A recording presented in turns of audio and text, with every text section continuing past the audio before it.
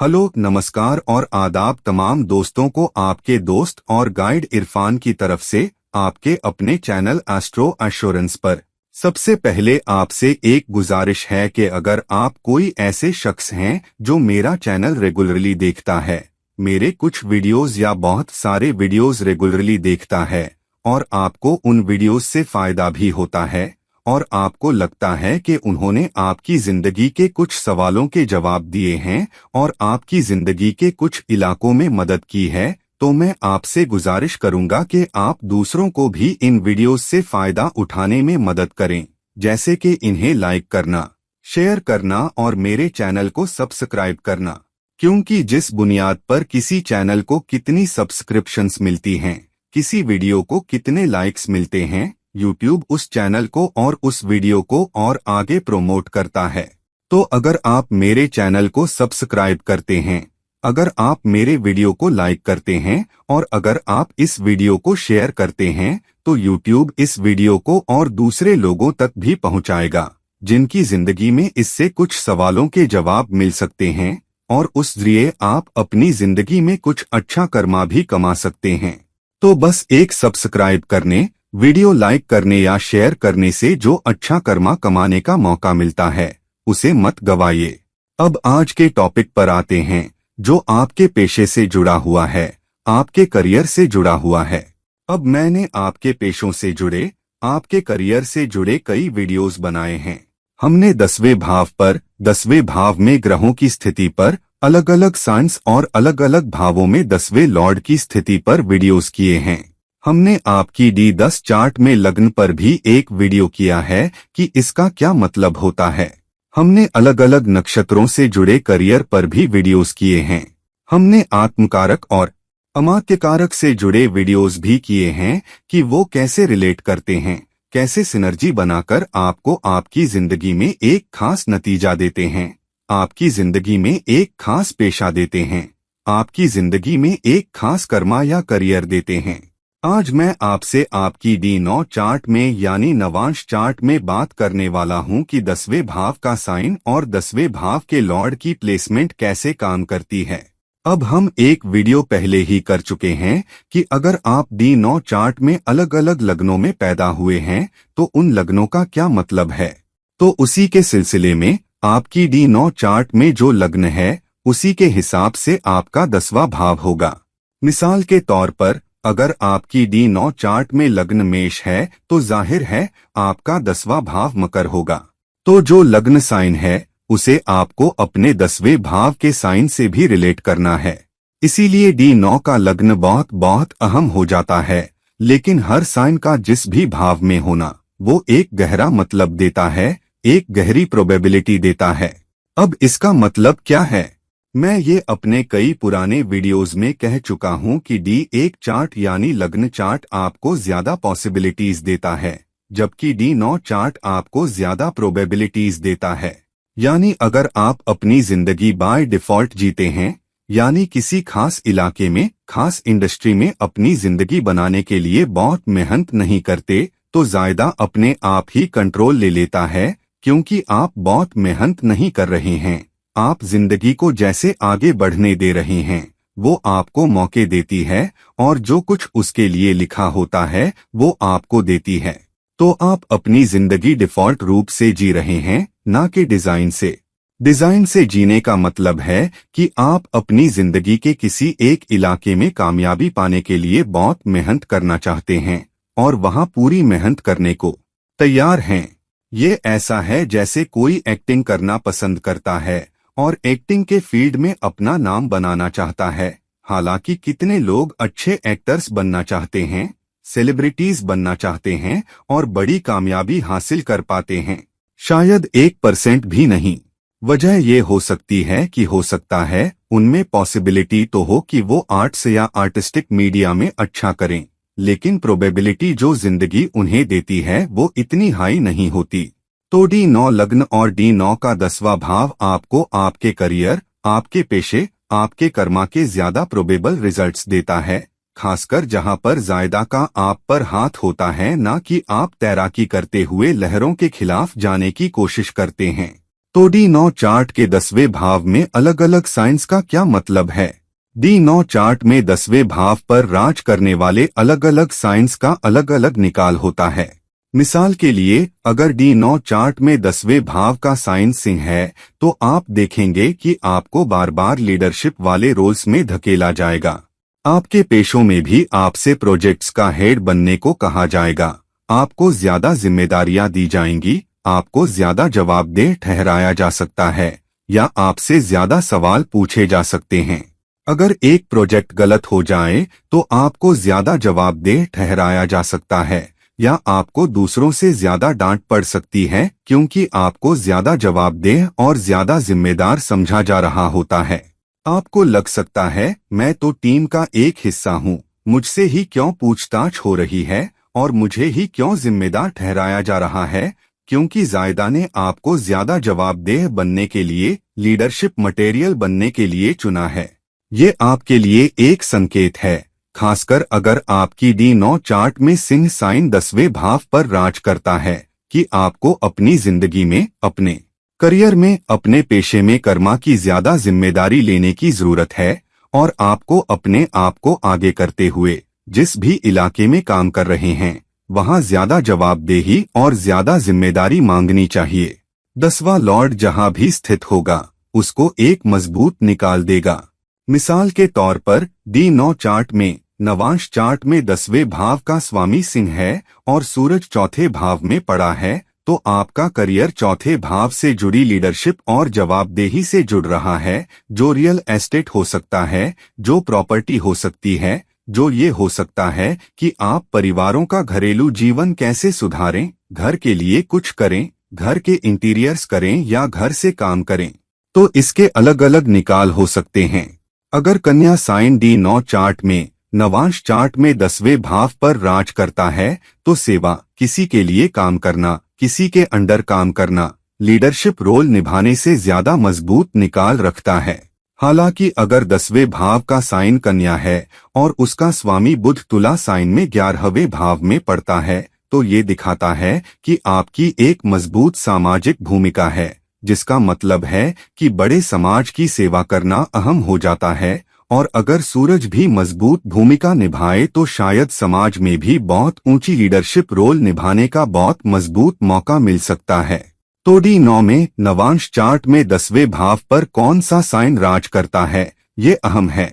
मैं एक अलग वीडियो बाद में एक सीरीज के तौर पर करूंगा कि D9 में 10वें भाव पर कौन सा साइन राज करता है, और हर साइन के लिए निकाल क्या होगा, वो बाद में आएगा। यही बात मैं ये भी करूंगा कि लॉर्ड कहाँ पड़ा है, लेकिन अभी इस वीडियो के लिए हम 70,000 फीट के लेवल पर शुरू करते हैं और फिर आने वाले वीडियोस में गहरे उतरेंगे। तो जैसा मैंने कहा, D9 चार्ट आपको पॉसिबिलिटीज से ज्यादा प्रोबेबिलिटीज देगी। मुझे एक वाकया याद आया जहां एक 40 साल के आदमी ने मेरे पास आकर कहा कि उसने तरह तरह के पेशे, तरह तरह की नौकरियां आजमाई, लेकिन वो बहुत कामयाब नहीं हुआ। उसकी कुंडली देखकर मैंने उसकी लग्न चार्ट और उसकी D9 चार्ट के बीच कुछ खासियतें और कनेक्शन देखे। आइए देखें कि मैंने क्या देखा और उससे क्या कहा। अब उसकी D1 चार्ट में लग्न वृश्चिक था और उसका 10वां लॉर्ड सूरज दूसरे भाव में धनु साइन में पड़ा था और उसके 10वें भाव का साइन स्वामी सिंह था। ये सज्जन अलग अलग भूमिकाओं में, अलग अलग पेशों में बहुत मेहनत कर रहे थे, लेकिन अच्छा नहीं कर रहे थे। जब वो अपने 40वें दशक के अंत में मेरे पास आए, तो मैंने उनकी लग्न चार्ट और उनकी नवांश चार्ट देखी। उनकी नवांश चार्ट में लग्न मीन था और अब उनका 10वां भाव साइन धनु था और सूरज उनके 10वें भाव में पड़ा था। तो उनकी D1 चार्ट को जोड़ते हुए, जहां 10वां लॉर्ड दूसरे भाव में, धनु के उग्र साइन में, परिवार के भाव में पड़ा था, मैंने उनसे उनके पिता के बारे में पूछा। उन्होंने बताया कि उनके पिता एक बेकरी और एक रेस्टोरेंट चलाते हैं और उनके पिता ने उन्हें कई बार उनके साथ काम करने के लिए कहा है। हालांकि उस सज्जन ने मना कर दिया। मैंने उनसे ये सवाल इसलिए पूछा था क्योंकि उनका 10वां लॉर्ड सूरज जीविका और कमाई के दूसरे भाव में, धनु के उग्र साइन में पड़ा था, जो खाने और आग के दूसरे भाव से जुड़ा था, जिसका मतलब है कि वो किसी ऐसे पेशे से जुड़ सकता है जहां आग अहम हो। दूसरी बात, इस D9 चार्ट में सूरज का 10वें भाव में पड़ना, जबकि वो छठे भाव का स्वामी था, ये दिखाता था कि उसे पेशे के मामले में अपने पिता की सेवा करनी है। तो मैंने पूछा कि वो अपने पिता से क्यों नहीं जुड़ते। बहुत हिचकिचाहट के बाद वो मान गए, क्योंकि वो वैसे भी अपने पेशे में अच्छा नहीं कर रहे थे। और मैंने उन्हें अपने पिता से जुड़ने का सुझाव इसलिए दिया क्योंकि D1 चार्ट में उनका 10वां लॉर्ड दूसरे भाव में पड़ा था। उनका लग्न वो साइन था जिसका स्वामी मंगल था, और उनकी D9 चार्ट में मंगल ने उसी साइन पर राज किया, उनके 9वें भाव पर राज किया, और सूरज उनके 10वें भाव में पड़ा था। कई महीनों बाद वो वापस आए और मुझे बताया कि वो बहुत अच्छा कर रहे हैं। उनके पिता ने उन्हें रेस्टोरेंट और बेकरी का पूरा कंट्रोल दे दिया था। उन्होंने अपने भाइयों का हिस्सा उन्हें देकर उन्हें अलग कर दिया था, और अब वो इस बिजनेस में बहुत अच्छा कर रहे थे। उन्होंने मेरा शुक्रिया अदा किया कि मैंने उन्हें अपने पिता से जुड़ने का सुझाव दिया, और उनके पिता भी बहुत खुश थे, और उनका रेस्टोरेंट का बिजनेस बहुत अच्छा चल रहा था। अब आइए देखते हैं कुछ ऐसे लोग जो बहुत कामयाब रहे हैं, और देखते हैं कि उनकी लग्न चार्ट और उनकी D9 कुंडली का 10वां भाव कैसे बात करता है, और उनकी जिंदगी में क्या नतीजे सामने आए। ये J.K. राउलिंग का चार्ट है।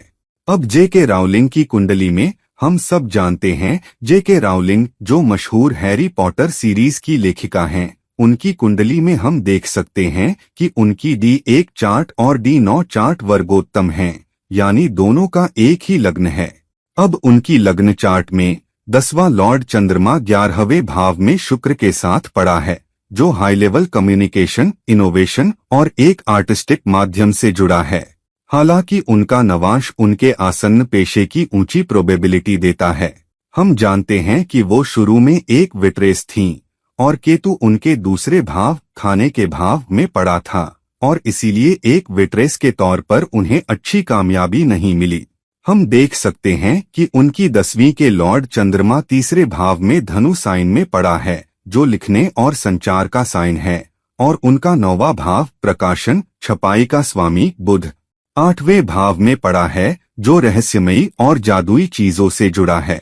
और इसीलिए बाद में अपनी जिंदगी में 40वें दशक के काफी बाद में उन्हें लेखन मीडिया में, काल्पनिक लेखन में, हैरी पॉटर सीरीज लिखने में बहुत बड़ी कामयाबी मिली। चलिए डोनाल्ड ट्रंप की कुंडली देखते हैं। डोनाल्ड ट्रंप की कुंडली में D1 चार्ट में लग्न सिंह का है, और सूरज 10वें भाव में राहु के साथ पड़ा है, जिसने उन्हें अपनी जिंदगी के बाद के हिस्से में एक लीडर के तौर पर अच्छी कामयाबी दी। हालांकि जब आप उनका नवांश चार्ट देखते हैं तो आप ये देख सकते हैं कि ताकत, अथॉरिटी, लीडर बनने की कोशिश में जो वो पिछले 25 से 30 सालों से चाहते थे। उन्होंने कई इंटरव्यूज में कहा था कि वो राष्ट्रपति बनना चाहते हैं। हालांकि वो राष्ट्रपति बने, लेकिन वो लंबे समय तक सत्ता पर कायम नहीं रह सके, क्योंकि नवांश चार्ट में उनका 10वां लॉर्ड मीन साइन है, जिसका स्वामी बृहस्पति है, और बृहस्पति तीसरे भाव में सिंह साइन में चला जाता है, और सूरज चौथे भाव में राहु के साथ पड़ा है। सूरज और चंद्रमा एक दूसरे पर दृष्टि डालते हैं, जहां चंद्रमा उनके 10वें भाव में पड़ा है। चंद्रमा चौथे भाव प्रॉपर्टी का करका है। शुक्र भी कालपुरुष कुंडली के चौथे साइन में पड़ा है, जो कर्क साइन है, और उनका चौथा लॉर्ड बुध 9वें भाव में पड़ा है, जो बृहस्पति का नेचुरल साइन है, और बृहस्पति और बुध एक दूसरे पर दृष्टि डालते हैं। इसलिए बुध जो चौथा लॉर्ड है वो बृहस्पति पर दृष्टि डाल रहा है, जो उसका 10वां लॉर्ड है, और सूरज चंद्रमा एक दूसरे पर दृष्टि डालते हैं, जहां चंद्रमा चौथे भाव का करका है, और शुक्र प्रॉपर्टी और आलीशान प्रॉपर्टी का करका दूसरे भाव जीविका में कर्क साइन में पड़ा है, जिसका स्वामी चंद्रमा है, और इसलिए उन्हें प्रॉपर्टी और रियल एस्टेट में बहुत बड़ी जबरदस्त कामयाबी मिली। तो रियल एस्टेट वो चीज थी जिसने उन्हें बहुत बड़ी कामयाबी दी, और राजनीति वो चीज थी जो उन्हें बहुत देर से मिली, और वो अल्पकालिक भी रही। तो दोस्तों, जब आप D1 चार्ट और उसमें 10वें भाव के साइन और 10वें भाव के स्वामी को देखते हैं तो आप पाएंगे कि किसी खास इंडस्ट्री से, किसी खास इलाके से जुड़ी कुछ ख्वाहिशें हो सकती हैं। हालांकि उन्हें वहां कामयाबी पाने के लिए बहुत मेहनत करनी पड़ेगी।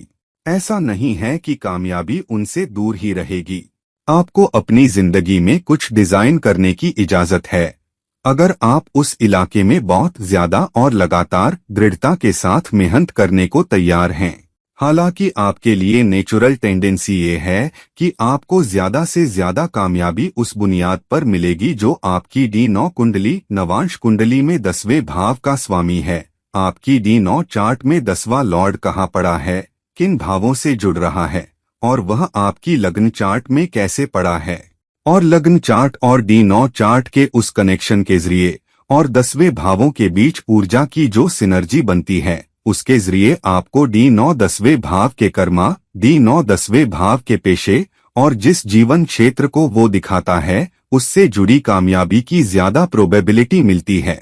तो दोस्तों, गहराई से जाइए और अपनी D1 कुंडलियों को समझिए। D1 चार्ट का 10वां भाव, उसका लॉर्ड कहाँ पड़ा है, उसकी तुलना कीजिए और देखिए कि क्या वो D9 चार्ट यानी नवांश चार्ट के 10वें भाव के साइन के साथ और उसके लॉर्ड के साथ सिनर्जी बना रहा है। और ये देखने के बाद कि दोनों कैसे प्लेसमेंट के जरिए, दोषों या योगों या पहलुओं के जरिए ऊर्जा साझा कर रहे हैं, आखिर में वो आपकी जिंदगी में आपको कैसा डिजाइन दे रहे हैं और कैसी कामयाबी डिफॉल्ट रूप से दे रहे हैं। तो दोस्तों, इस वीडियो को लाइक कीजिए, शेयर कीजिए, और अगर आप मुझसे कोई पर्सनल कंसल्टेशन चाहते हैं तो कृपया नीचे दिए गए लिंक्स पर मुझसे संपर्क करें। किसी और वक्त किसी और वीडियो के साथ ये हैं आपके दोस्त और गाइड इरफान, साइनिंग ऑफ। नमस्कार, शुक्रिया।